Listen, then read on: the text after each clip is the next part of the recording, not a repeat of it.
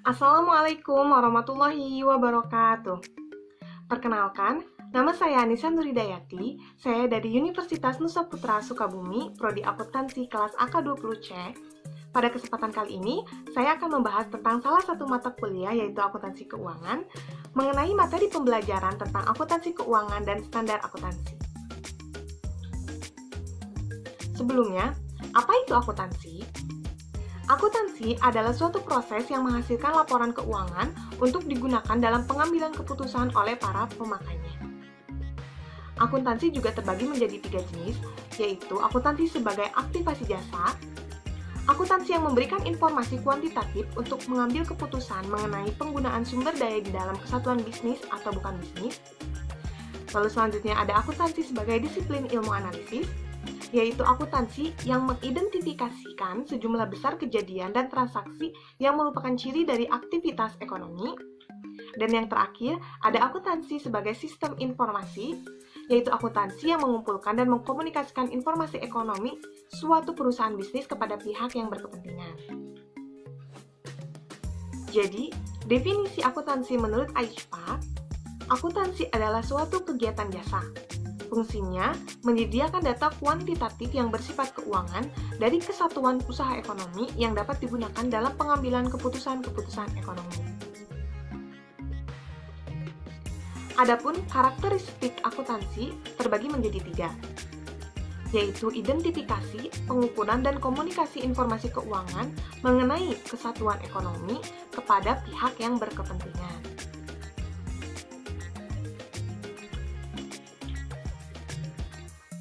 Selanjutnya ada ruang lingkup akuntansi. Yang pertama, akuntansi keuangan. Akuntansi keuangan ini berfokus pada pengembangan dan komunikasi informasi keuangan kepada pemakai eksternal. Pemakai eksternal di sini ialah pihak eksternal berupa kreditor atau investor. Yang kedua, ada akuntansi manajemen. Akuntansi manajemen ini berhubungan dengan pelaporan keuangan untuk pemakai internal.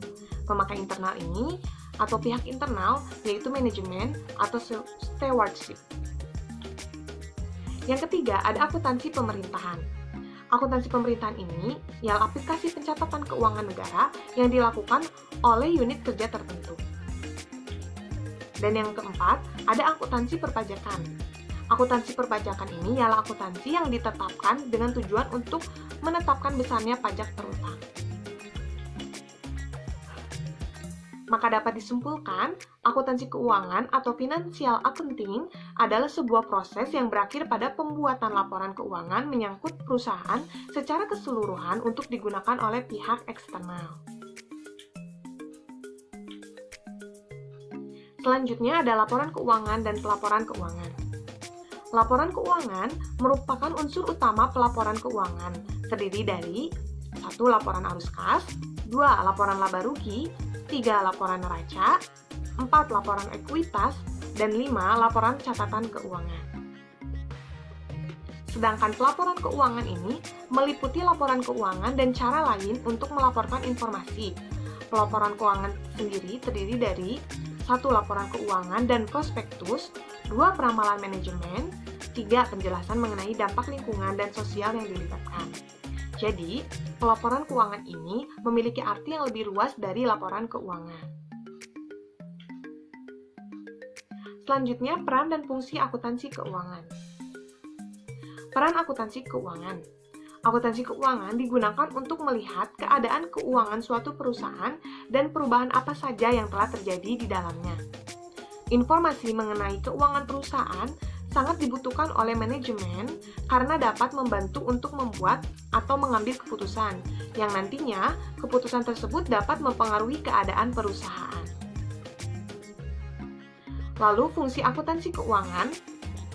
Yang pertama, untuk mengetahui dan menghitung laba maupun rugi yang telah didapat oleh perusahaan.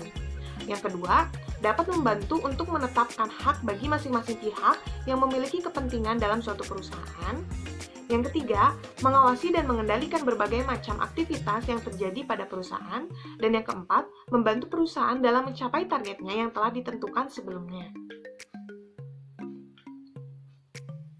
Selanjutnya kita akan membahas tentang standar keuangan. Apa itu sebenarnya standar keuangan ini?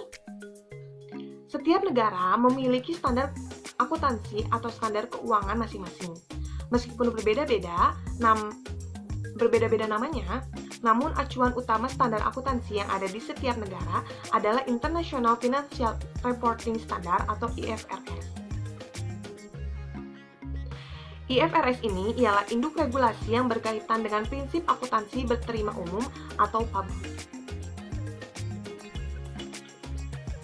Standar akuntansi keuangan atau SAK merupakan suatu kerangka dalam prosedur pembuatan laporan keuangan agar terjadi keseragaman dalam penyajian laporan keuangan. SAK dirumuskan oleh Komite Prinsipil Akuntansi Indonesia pada tahun 1994 untuk menggantikan prinsip akuntansi Indonesia pada tahun 1984. Standar akuntansi ini diperlukan untuk menjamin keseragaman laporan keuangan. Penyusun, pemeriksa, dan pembaca laporan keuangan menggunakan standar akuntansi sebagai dasar untuk menyusun, memeriksa, dan menganalisis laporan keuangan.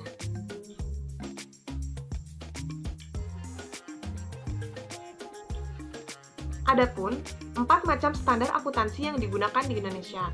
Yang pertama yaitu PSAK IFRS, singkatan dari Pernyataan Standar Akuntansi Keuangan International Financial Reporting Standard.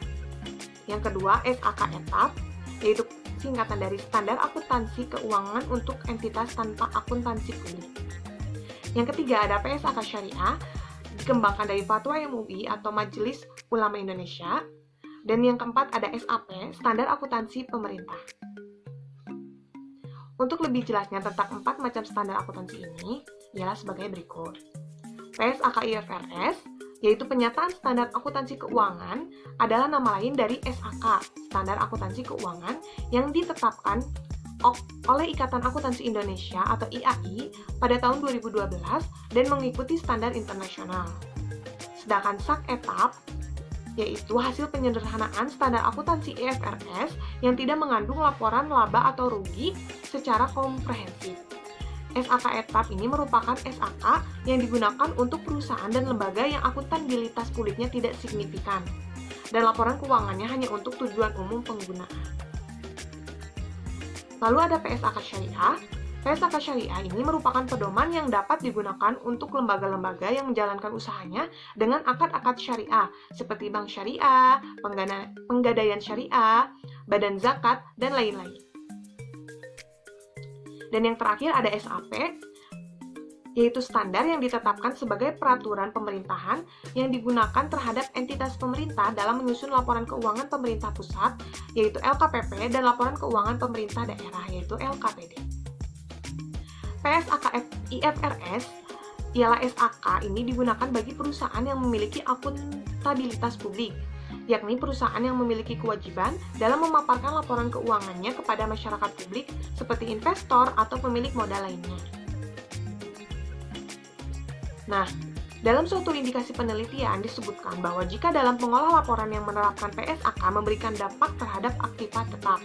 Dari penelitian yang dilakukan ini, didapatkan bahwa total aktiva sebelum penerapan PSAK lebih besar dibanding dengan total aktiva tetap setelah penerapan PSAK konfigurasi IFRS. Nah, perbedaannya ini ada pada sisi proses revaluasinya. Jadi, pada proses revaluasi berdasarkan PSAK, dasar perhitungan yang digunakan adalah nilai buku. Sedangkan pada revaluasi IFRS, dasar perhitungan yang digunakan adalah nilai pasar. Nah, alasan digunakan nilai pasar pada proses evaluasi IFRS agar nilai aktiva tetap dapat dilihat nilai sebenarnya atau fair value-nya. Sekian pemaparan materi akuntansi keuangan dan standar akuntansi oleh saya. Mudah-mudahan materi ini dapat bermanfaat bagi semuanya. Mohon maaf atas segala kekurangan dan kesalahannya. Wabillahi taufiq wal hidayah. Wassalamualaikum warahmatullahi wabarakatuh.